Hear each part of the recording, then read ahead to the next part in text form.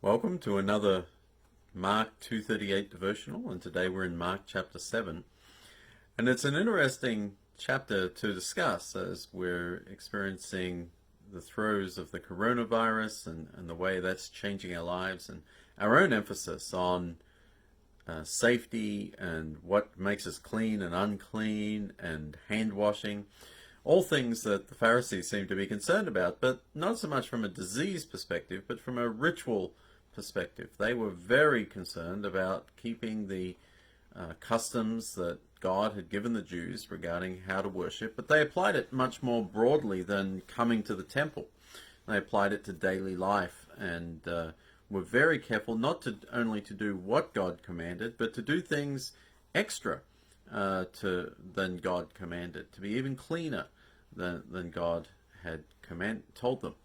And so Jesus gets directly to the core of the issue when he says, quotes Isaiah and says, "These people honor me with their lips, but their hearts are far from me."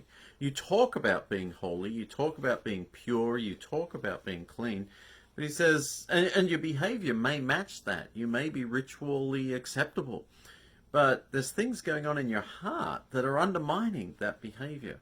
And I think we often can become equally concerned about regulating behavior of others or ourselves. We worry about if we've done enough of something. Did we take the Lord's Supper cup before the bread or the bread before the cup? Did we get that around the right way? Did we say the right thing, or did we say something a little bit wrong? And not that those things are totally unimportant, but if we're worried about that to the exclusion of taking care of our heart, taking care of our relationship and connection to God, then we're missing the point as much as the Pharisees are.